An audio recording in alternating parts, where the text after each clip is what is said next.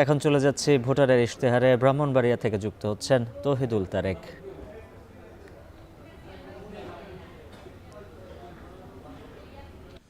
দর্শক, নির্বাচনী ইশতেহার ভোটারের জন্য নাকি শুধুই কথার ফুলঝুরি তা জানতে এখন টিভির নিয়মিত আয়োজন ভোটারের ইশতেহারের যে গাড়ি সেটি এসে পৌঁছেছে বাংলাদেশের সাংস্কৃতিক রাজধানী হিসেবে খ্যাত ব্রাহ্মণবাড়িয়ায়।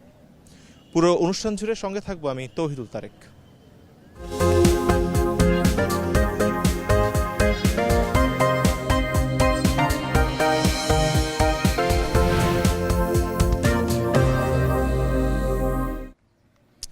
দর্শক, অনুষ্ঠানের শুরুতে আমরা আজ পরিচিত হয়ে নেব এই অনুষ্ঠানে আজকে যারা আমাদের অতিথি হিসেবে এসছেন। শুরুতে আমার ডান দিকে উপস্থিত আছেন জনাব এবিএম মমিনুল হক, সহসভাপতি জেলা বিএনপি ব্রাহ্মণবাড়িয়া, এবং আমার বামে প্রথমে উপস্থিত আছেন মাওলানা মোবারক হোসেন, আমির জেলা জামায়াত ইসলামী ব্রাহ্মণবাড়িয়া, এবং আমার সর্বডানে উপস্থিত আছেন আব্দুল্লাহ আল মাহমুদ জিহান, তিনি সংগঠক দক্ষিণাঞ্চল জাতীয় নাগরিক পার্টি এনসিপি, এবং আমার সর্ববামে উপস্থিত আছেন সুশীল সমাজের পক্ষ থেকে জাবেদ রহিম বিজন, সভাপতি ব্রাহ্মণবাড়িয়া প্রেস ক্লাব।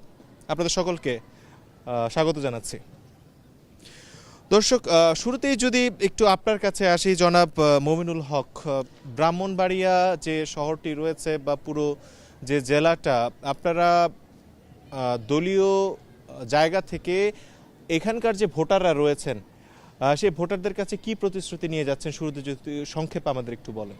জি, ধন্যবাদ আপনাকে। আমরা ব্রাহ্মণবাড়িয়া জেলা বিএনপির পক্ষ থেকে এই অল্প কয়েকদিন হয় আমরা একটা সম্ভবত 29 দফা একটা ইশতেহার আমরা প্রকাশ করেছি, যেখানে শিক্ষা, সংস্কৃতি, স্বাস্থ্য, যোগাযোগ, মাদক এবং পরিবেশ ইত্যাদি ইত্যাদি গুরুত্বপূর্ণ বিষয় বর্তমান এবং ভবিষ্যৎকে সামনে রেখে আমরা প্রণয়ন করেছি। এবং আমাদের যিনি এই ব্রাহ্মণবাড়িয়া সদর 3 আসন থেকে নির্বাচন করছেন একজন তরুণ প্রকৌশলী, অত্যন্ত ডাইনামিক লিডার, উনি ব্রাহ্মণবাড়িয়াকে সুন্দরভাবে বসবাস উপযোগী করার জন্য, মানুষের যাতে শান্তিপূর্ণভাবে বসবাস করতে পারে এবং আলোকিত ব্রাহ্মণবাড়িয়া হিসেবে গড়ার ক্ষেত্রে ওনার অত্যন্ত আগ্রহ রয়ে গেছে, এবং সেই আগ্রহকে সামনে রেখে ইনি ইশতেহারগুলি বাস্তবায়ন প্রকাশ করেছেন।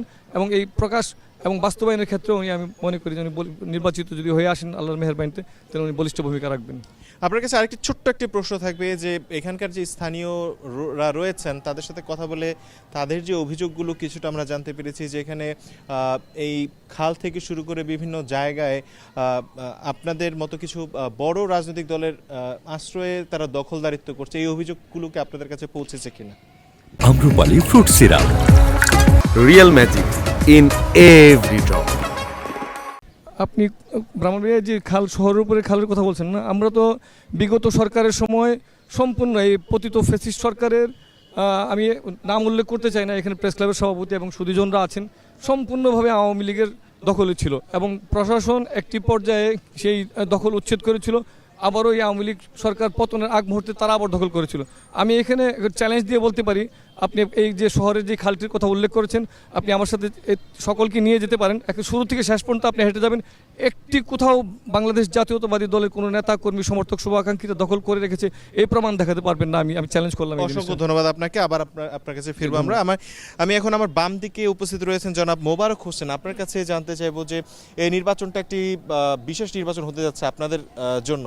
ব্রাহ্মণবাড়িয়া জেলাতে আপনারা সুনির্দিষ্টভাবে আসলে ভোটারদের কাছে কি ইশতেহার নিয়ে যাচ্ছেন বা কি প্রতিশ্রুতি দিচ্ছেন?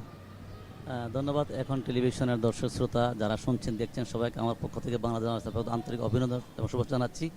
নির্বাচন ইশতেহার বিষয়ে আমরা বলছিলাম যে আসলে এদেশের মানুষ দীর্ঘ 15 বছর ভোটাধিকার প্রয়োগ করতে পারে নাই। প্রথমত কথা হচ্ছে, আমরা আগামী ত্রয়োদশ নির্বাচন উপলক্ষে ভারতের ভোটাধিকারটা নিশ্চিত করতে চাই। মানুষ যাতে নির্বিঘ্নে নির্ভয়ে তার ভোটাধিকার প্রয়োগ করতে হয়, সেই পরিবেশটা নিশ্চিত আমাদের করা প্রয়োজন। সেই রাজনৈতিক দল হিসাবে আমরা প্রত্যাশা করে প্রশাসন সব জায়গাতে আমরা আহ্বান জানিয়েছি।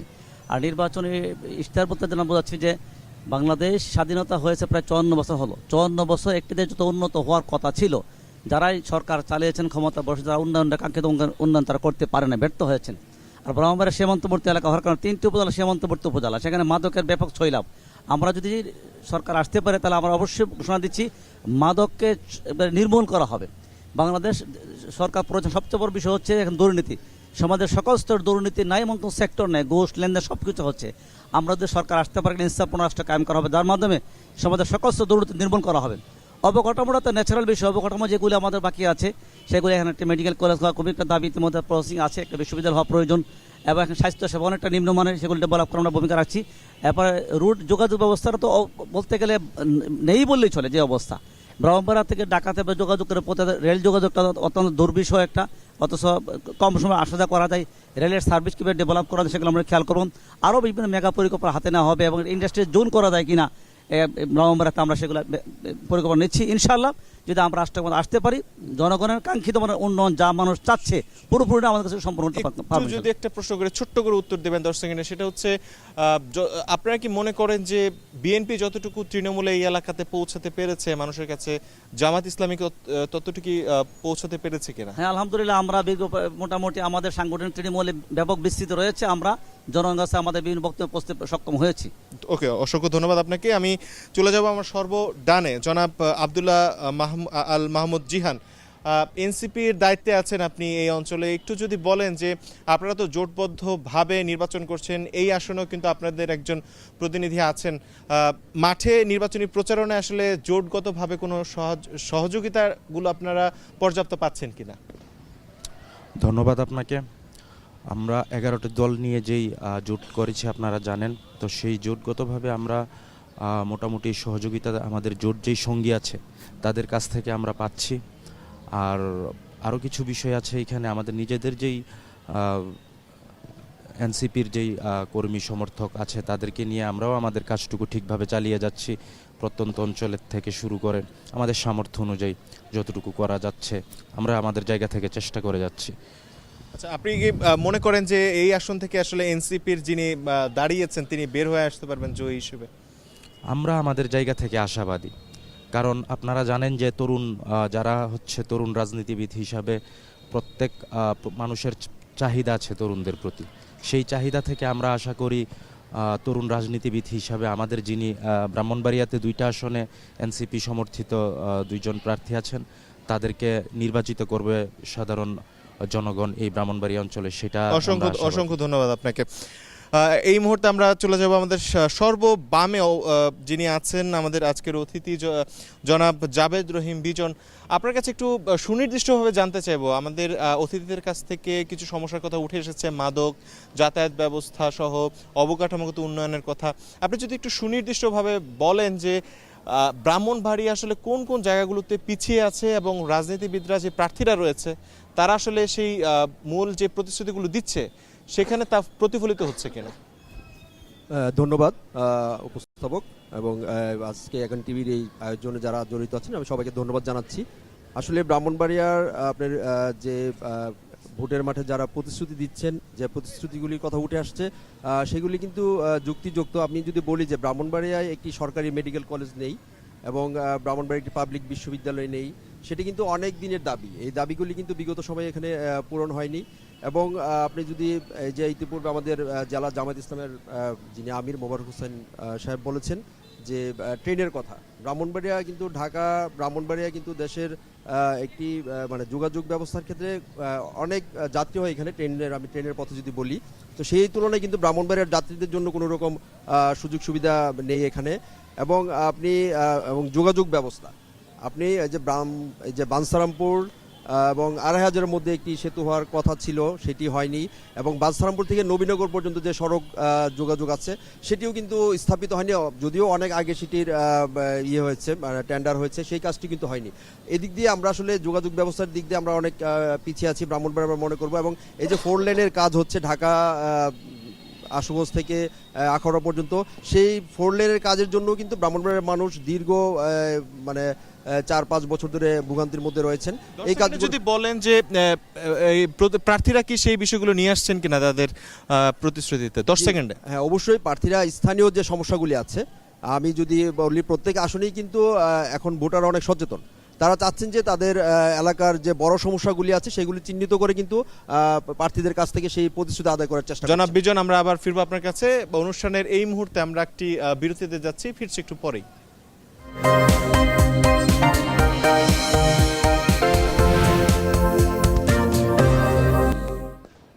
দর্শক, ফিরে এলাম বিরতির পর।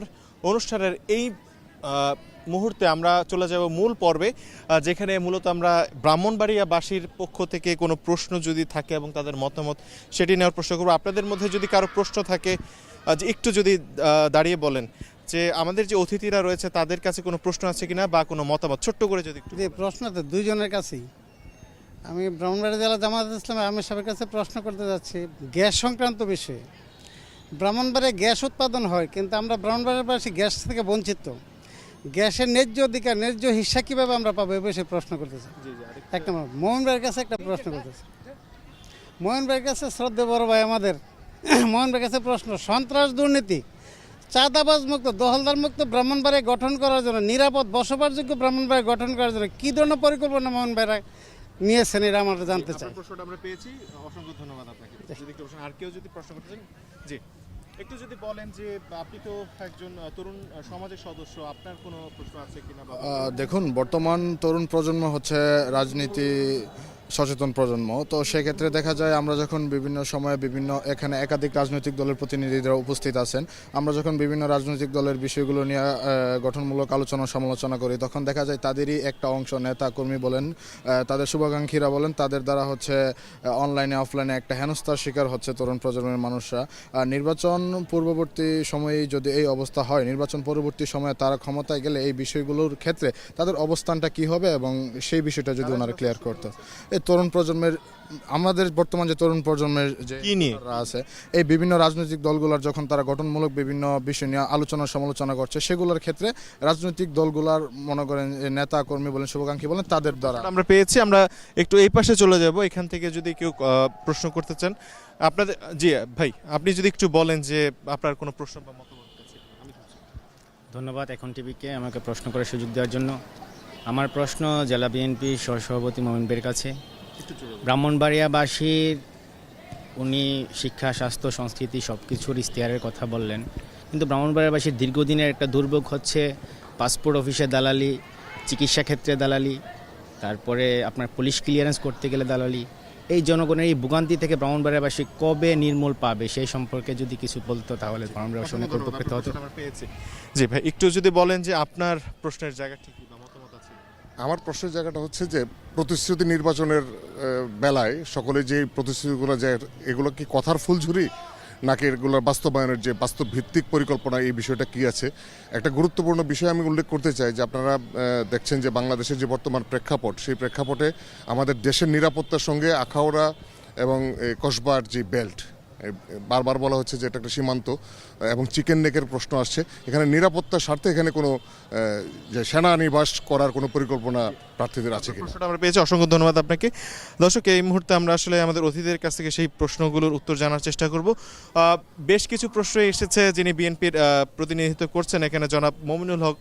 আপনার কাছে একটু জানতে চাইবো, এখানে প্রশ্ন করা হয়েছে আসলে গ্যাস সংকট নিয়ে একটি প্রশ্ন করা হয়েছে এবং একই সাথে প্রশ্ন করা হয়েছে যে এখানে যে আরেকটা কি প্রশ্ন ছিল আপনার, পাসপোর্টের যে দালালি এবং নাগরিক সুবিধাগুলো নিয়ে একটা বিড়ম্বনায় পড়তে হচ্ছে। এটা যদি 1 মিনিট একটু আমাদের বলেন যে কি পরিকল্পনা আছে। আসলে 1 মিনিট তো বিস্তারিত বলা যাবে না, সময় দিলে গুছিয়ে বলা যেত। যাই হোক, তবু চেষ্টা করব। গ্যাস নিয়ে সংকট, ইতিমধ্যে আমরা গ্যাসের সর্বোচ্চ পর্যায়ের যারা এই অফিসার আছেন তাদেরকে এবং ব্রাহ্মণবাড়িয়া জেলা প্রশাসনের সর্বোচ্চ ব্যক্তিদের নিয়ে আমরা এখানে সেমিনার করেছিলাম। সেখানে আমরা অনেক কথা, শর্ট যেহেতু বলেছেন, মূল জিনিসটা যেটা ওনারা যে অবৈধ গ্যাসের কথা বলছেন, এটা কিন্তু ওনারা কন্ট্রোল করতে পারছেন না। এটা কিন্তু চলে যাচ্ছে অপচয়ের খাতে। আমাদের সকলের দাবি ছিল এটাকে যদি আপনারা লিগালাইজ করে দেন, তাহলে এটার যে রেভিনিউ এটা সরকারি খাতে চলে যাবে। সুতরাং সরকারও লাভবান হবে, তারাও লিগালাইজ হয়ে গেল, মানুষের সমস্যার একটু সমাধান হবে। হ্যাঁ, গ্যাসের প্রচণ্ড সমস্যা রয়ে গেছে ব্রাহ্মণবাড়িয়াতে। এবং আমার ভাই নেশা এবং চাঁদার কথা বলেছেন। আমার দল এবং বিশেষ করে আমরা ব্রাহ্মণবাড়িয়া জেলা বিএনপি এই ব্যাপারে একেবারে জিরো টলারেন্স ফর্মুলা নিচ্ছি। আমাদের যিনি ক্যান্ডিডেট ইঞ্জিনিয়ার খালেদ হোসেন মাহবুব শ্যামল, উনি এই ব্যাপারে তো খুবই সিরিয়াস। পাশাপাশি আপনারা একটা এক্সাম্পল দিলে বুঝবেন, উনি বলছেন আসন্ন ত্রয়োদশ জাতীয় সংসদ নির্বাচনে কেউ যদি মানে কোনো ভোট কারচুপির চেষ্টা করে, যদি প্রমাণ পাই, আমরা তাকে দল থেকে পর্যন্ত বহিষ্কার করব। সুতরাং আমরা এই ব্যাপারে খুব ধন্যবাদ সচেতন। যে আরেকটি প্রশ্ন এসেছিল জেলা আমিরে জামাত জনাব মোবারক হোসেন, আপনার কাছে যে গ্যাস নিয়ে আসলে আপনাদের কোনো পরিকল্পনা আছে কিনা, এই প্রশ্নটা মূলত আপনার কাছে। চমৎকার প্রশ্ন। ব্রাহ্মণবাড়িয়া তিতাস বিদ্যুৎ জেলা হচ্ছে ব্রাহ্মণবাড়িয়া জেলা। তিতাস গ্যাস উৎপন্ন হচ্ছে কেন? আমরা হচ্ছে গ্যাস উৎপন্ন করি অথচ এই জেলার মাত্র 52,000 পরিবারে গ্যাস দেওয়া হচ্ছে, অথচ প্রায় এখন প্রায় 38 লক্ষ লোকের বসবাস। সে 5 জনের দলে প্রায় 12 লাখটা পরিবার আছে। আমরা 12 লাখ পরিবার বসবাস করে আর গ্যাস পাচ্ছি মাত্র 52,000। আমরা গ্যাস উৎপন্ন করে আমরা গ্যাস পাবো না, এটা আসলে একটা বৈষম্য শিকার হচ্ছে ব্রাহ্মণবাড়িয়াবাসী। আমরা যদি নির্বাচিত হতে পারি ইনশাল্লাহ বিবাহবাসীকে বৈষম্য দূর করা হবে ইনশাল্লাহ। অসংখ্য ধন্যবাদ আপনাকে। জনাব জিহান, আপনার কাছে একটু জানতে চাইবো, একজন তরুণ ছেলে এখানে তিনি প্রশ্ন করেছেন যে নানাভাবে হেনস্থার শিকার হতে হয় রাজনীতিতে অংশগ্রহণ কিংবা মতামত দিতে গেলে, সেক্ষেত্রে আপনারা তো তরুণদের প্রতিনিধিত্ব করছেন, আপনাদের কোনো পরিকল্পনা আছে কিনা এ নিয়ে? আমরা এনসিপি থেকে সবসময় সমালোচনাকে স্বাগত জানাই। সমালোচনার মাধ্যমেই জাতীয় নাগরিক পার্টি এনসিপি সামনে এগিয়ে যাবে, আলোচনা সমালোচনার মাধ্যমে, যুক্তির সমালোচনা। তো আমরা এখানে আসলে একটা জিনিস নিশ্চিত করতে চাই, যদি আমাদের কোনো যৌক্তিক ভুল ত্রুটি কিংবা সমালোচনা হয় সেই ক্ষেত্রে আমরা স্বাগত জানাবো, এবং অন্য যেই দল আছে তাদেরকে প্রতিও আমাদের আহ্বান থাকবে সমালোচনা মেনে নেওয়ার মতো যেই ক্ষমতা সেটা তাদের থাকতে হবে। তাহলে মানুষ ভুলগুলো আসলে ধরিয়ে দিলেই ভুল শুধরানো যায়, সেই বিষয়টাতে আমরা একমত পোষণ করি। যে আপনাকে অসংখ্য ধন্যবাদ। আমি সবশেষ চলে যাব, অনুষ্ঠানের একদমই শেষ পর্যায়ে চলে এসেছি। জনাব বিজন, আপনার কাছে জানতে চাইব সবশেষ যে বিশ্লেষণ, যে ব্রাহ্মণবাড়িয়া জেলাটার বিভিন্ন জায়গায় সমস্যা রয়েছে উল্লেখ করেছেন, আপনি ভবিষ্যৎ কি দেখছেন ব্রাহ্মণবাড়িয়া জেলার? জি, আমরা আশা করছি যে যদি এই নির্বাচনের পরে পরিবেশ অনুকূলে থাকে, প্রার্থীরা যে প্রতিশ্রুতি দিয়েছেন সেগুলি যদি বাস্তবায়ন করতে পারেন, আমি মনে করি যে ব্রাহ্মণবাড়িয়ার সমস্যা মিটবে। যদি কথা মানে এই প্রতিশ্রুতির সঙ্গে যদি তাদের বাস্তবায়নের মিল থাকে, তাহলে আমরা আশা করি যে ব্রাহ্মণবাড়িয়ার হয়তো বা এই সমস্যাগুলি মিটে যাবে। সেক্ষেত্রে আসলে যে বিষয়টা প্রত্যেকবারই হয় যে নির্বাচিত হওয়ার পরে আসলে প্রতিনিধিদের আসলে খুঁজে পাওয়া যায় না, এই বিষয়টা বিগত সময়েও কি ব্রাহ্মণবাড়িয়ার ক্ষেত্রে ঘটেছে কিনা, ভবিষ্যতে কি আশা করছেন? এটি অবশ্যই যে আপনি যে প্রতিশ্রুতিগুলি বিগত সময় ছিল সবগুলি তো আসলে কখনোই পূরণ হয় না। তো আমরা আসলে ব্রাহ্মণবাড়িয়ার, আমি যদি মানে মূল দাবিগুলির কথা বলি, যে আমাদের আমি আবারও আসছি যে ব্রাহ্মণবাড়িয়ার একটি বিশ্ববিদ্যালয়, পাবলিক বিশ্ববিদ্যালয়, মেডিকেল কলেজ। আরেকটি বিষয় উল্লেখ করেছিলেন যে এখানে একটি সীমান্ত রয়েছে এবং নিরাপত্তার হুমকির কথা বলছিলেন একজন, সে বিষয়ে আসলে কি ধরনের ব্যবস্থা নেওয়া যেতে পারে আপনার জায়গা থেকে? যে সেনাবাহিনীর কোনো ক্যাম্প কি এখানে হওয়া উচিত কিনা, কি বিষয়টা সেনানিবাস হওয়া যেতে পারে? এটি আসলে যেহেতু একটি সীমান্ত এলাকা, এখানে এটি সরকারের সিদ্ধান্তের বিষয়। আমরা আসলে অবশ্যই সীমান্ত এলাকা ঝুঁকি তো অবশ্যই আছে। এখানে আমাদের ব্রাহ্মণবাড়িয়ার 3টি উপজেলা সীমান্ত এলাকা আছে, বিজয়নগর, কসবা, আখড়া। এইসব এলাকা দিয়ে ধরেন চোরাচালান হচ্ছে নির্বিঘ্নে, বিভিন্ন রকম অপরাধের তৎপরতা আছে। তো সেই হিসাবে এখানে যিনি প্রশ্নকারী যেটি বলেছেন, আমি মনে করি যে এখানে এই সীমান্তের নিরাপত্তা জোরদার করার জন্য অবশ্যই সেরকম ব্যবস্থা নেওয়া উচিত। ওকে, অসংখ্য ধন্যবাদ। আমি একটু আবার ফিরবো আমাদের যিনি বিএনপির প্রতিনিধিত্ব করছেন মমিনুল হক, আপনার কাছে একটি গুরুত্বপূর্ণ প্রশ্ন ছিল যে আসলে এই জেলার নিরাপত্তার বিষয়টা আপনারা আসলে ক্ষমতায় আসলে এই নিরাপত্তা নিশ্চিত করার ক্ষেত্রে, যেহেতু সীমান্তবর্তী এলাকা আপনারা, এই তার প্রস্তাবটা কি নেওয়ার মতো কিনা? নিশ্চয়ই এরা আমরা সীমান্ত ঘেঁষা এলাকা, এখানে মাদকের যে ছড়াছড়ি, অবাধ ছড়াছড়ি, সেটা তো নতুন প্রজন্মকে ধ্বংস করে দিচ্ছে। এই ব্যাপারে আমরা সেমিনার সিম্পোজিয়াম করছি প্রতিনিয়তই এই জিনিসটাকে ঠেকানোর জন্য। এই জন্য স্পেশালি এই যে আমাদের এই সিমনা রাস্তাটা আছে বিজয়নগরের মুখে এবং ব্রাহ্মণবাড়িয়া প্রবেশ মুখে, 2টা পুলিশ ফাঁড়ি অত্যন্ত জরুরি। এবং যে জিনিসটা বলছে বিডিআর ক্যান্টনমেন্ট তো রয়েই গিয়েছে, তারা তো তাদের ভূমিকা রাখছে। ভৌগোলিক রাজনীতিতে যে পরিবর্তনগুলি আসতেছে, আমার মনে হয় আমাদের যে সাংবাদিক ভাই শাহাদাত যে প্রশ্নটা করছে, আসলে এখানে নিরাপত্তাকে সংরক্ষণ করতে গেলে বিডিআরের পাশাপাশি সেনাবাহিনীর অন্তত ছোটোখাটো হলেও একটা সেনানিবাস তো একটা অনেক সুদূর প্রসারী ব্যাপার, ধীরে ধীরে সেটা বাস্তবায়ন করা যাবে, কিন্তু স্টার্ট করা উচিত সেনাবাহিনীকে এখানে একটা ডিপ্লয় করে। অসংখ্য ধন্যবাদ আপনাকে। দর্শক, আমরা অনুষ্ঠানের একদমই শেষ পর্যায়ে চলে এসেছি। এই ভোটারের ইশতেহার প্রোগ্রামে আমরা জানার চেষ্টা করেছি ভোটারদের মতামত এবং একই সাথে যে প্রার্থীরা রয়েছেন তাদের যে রাজনৈতিক দলগুলো রয়েছে তাদের যে মতামত, সেটার সাথে সমন্বয় করে জানার চেষ্টা করেছি। আশা করছি যে তারা তাদের যে মতামতটা তুলে ধরতে পেরেছে এবং আগামী নির্বাচনে ব্রাহ্মণবাড়িয়াবাসী তাদের যে কাঙ্ক্ষিত উন্নয়ন সেটি তারা পাবে, সে আশাবাদ ব্যক্ত করে এখানে শেষ করছি। সকলে ভালো থাকুন।